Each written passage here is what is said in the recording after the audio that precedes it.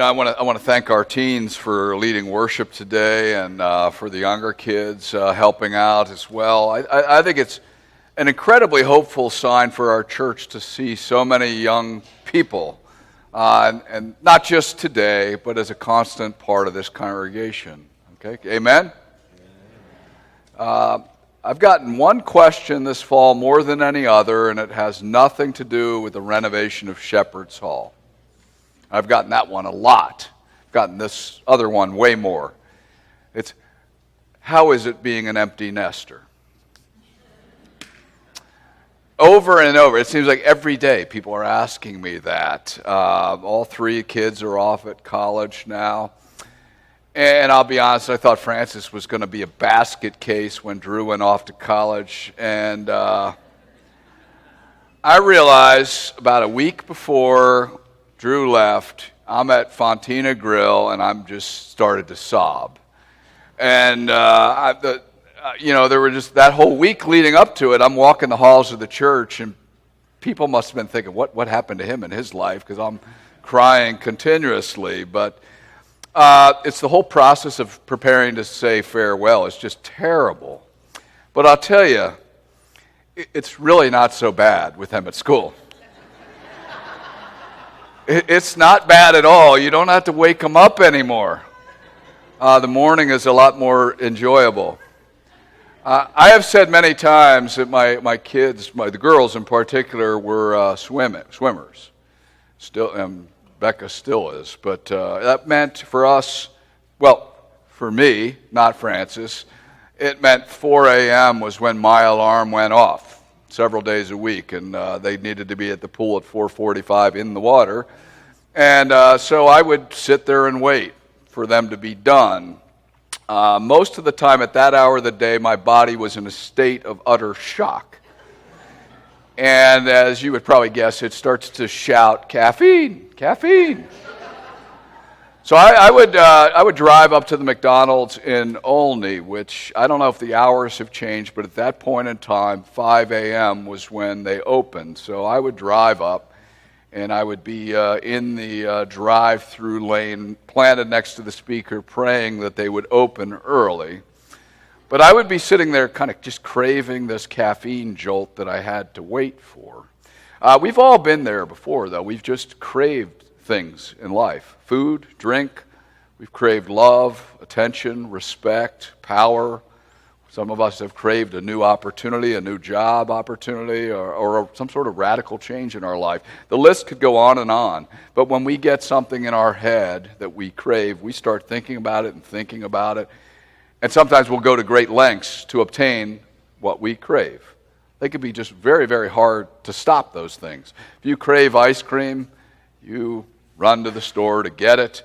On a more serious kind of note, if a child yearns for attention and they are not getting it, what you often see in a classroom is a kid acting out, almost demanding attention, demanding respect.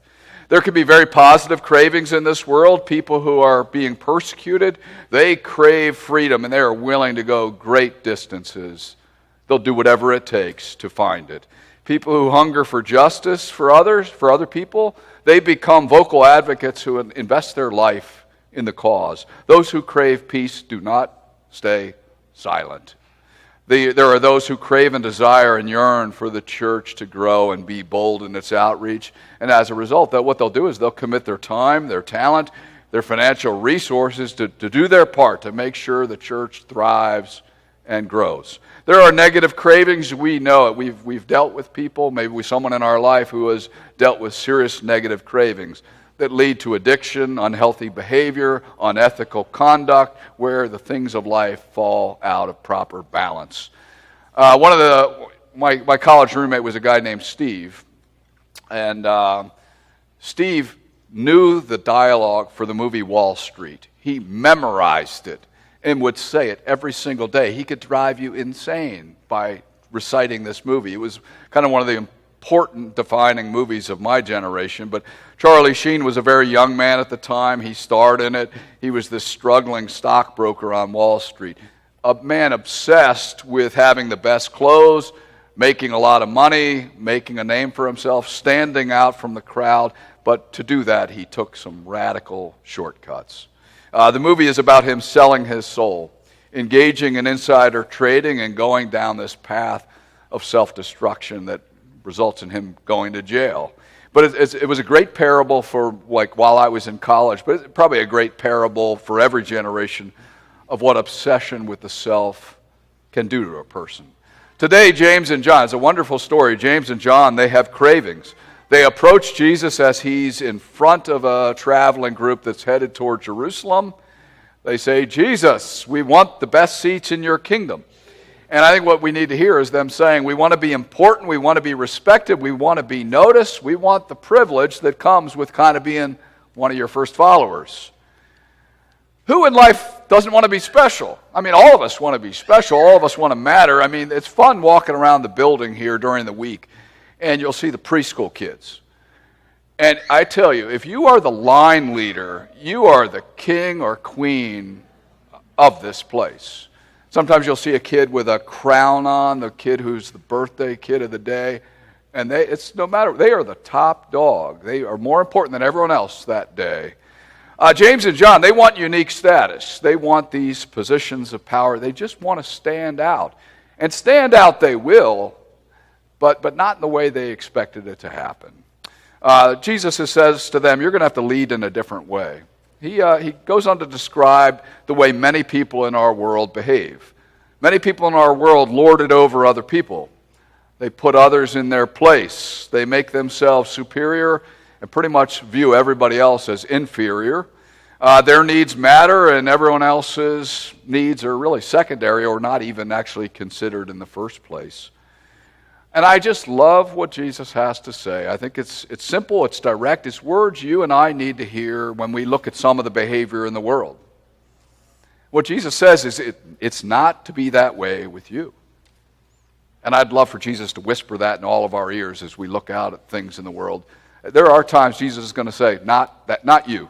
That's not the way we behave. This is how I want you to behave. Jesus goes on to describe this alternate witness that the world around us needs. In a sense, it's what Jesus craves. What Jesus craves. And what Jesus craves is for us to be servants. To be servants. Earlier this year, a very important Christian leader died. A man most of you probably have never heard of. His name was Loren Mead. He wrote an important book called The Once and Future Church a number of years ago. And for me, it was kind of a trailblazing book that I'll never forget. He began by talking about how in the first few centuries after the time of Jesus, it was what we call the apostolic era. And at that point, Christianity was illegal. Illegal. You were in danger of being killed if you were a Christian. You had to be a radical follower to actually follow Jesus. If the Jesus movement was going to continue in that area, you had to be all in. There was no wishy-washy. You had to be full in, totally dedicated and share the good news with Jesus if the message was going to survive. Thankfully, they had courage. But in the 4th century, Emperor Constantine converted to Christianity, and what that meant was Christianity in the Roman Empire became legal. And thus began what we would call the Christian era. For many, many, many, many centuries was the Christian era, which meant state and religion aligned. To be a faithful, loyal follower of Jesus simply meant that you paid your taxes. You paid your taxes. Professional clergy emerged during that time, professional religious leaders, professional missionaries who would go to distant lands. But what that meant was all you did was give some money, and other people did the ministry for you. Okay? For a long, long time, that's Christian era. Mead's point of view, and I think was one of the most powerful things he ever said, was we no longer in the Christian era. We are very much back in the apostolic era. Christianity is not illegal, but it's more important than ever to realize we are like those first followers of Jesus. We all need to live the faith. Mead says we need to rediscover that and discover it for the first time, that everyone is a missionary, everyone is a minister, all is a servant, all called to represent Jesus in daily life. And if we recover that and claim that for our identity, boy, this community and the world around us will be radically transformed. Jesus says, for such a time as this, you are called to be the diakonos of the world, a Greek term that is very much like a waiter in a fine restaurant. Imagine if you've ever been to a wonderful restaurant, you realize you have an attentive waiter who is focused on you, lasered in on you, wants to make sure you get the food and the drink and the nourishment that you crave. And what Mead is saying is that's who we're supposed to be. We're called to be people who pour out our lives, who are attentive to the needs and the people of the world around us so that we can build them up and help turn the world upside down. Jesus told what we said to the kids in confirmation about a week ago. We remember this great phrase Jesus says, where the first will be last and the last will be first. And I once heard a guy talking about what does it mean, this theology of being last? It seems so strange. And I love what he said. He said, you and I think it speaks to Good Shepherd very well, we should be the last people to leave hurricane-ravaged areas, staying long after the storms are on the front pages of the news. We should be the last to ever let a grieving person sit alone. We should be the last people on earth to ever write off a child. We should be the last people to let someone be picked on or discounted for who they are. We should be the last people to ignore the homeless or the hungry. We should be the last to condone cruelty of any kind. We should be the last people on this planet to despair and think the world can't change, because you and I know the world can and will change. So remember this day, crave the chance to serve. Because I'm going to tell you that craving can be fulfilled every single day of your life until the Lord calls you home. So what I'd say is pour your heart and soul out into this world every single day, seeking to build and bless and bring hope to people around you. I hear a lot of people say to me, this church has a lot of depth. And I think that is a testament to all of you. We have a lot of talented, wonderful, faithful people, a church of a lot of people who claim that understanding that they are a frontline representative of Jesus. And I hope that is all of your understanding. And if it's not, I hope you'll discover it in the days to come. I would just say go, be intentional, listen, help, love, live for other people. And I'll tell you, you will never, ever be disappointed in that. Amen.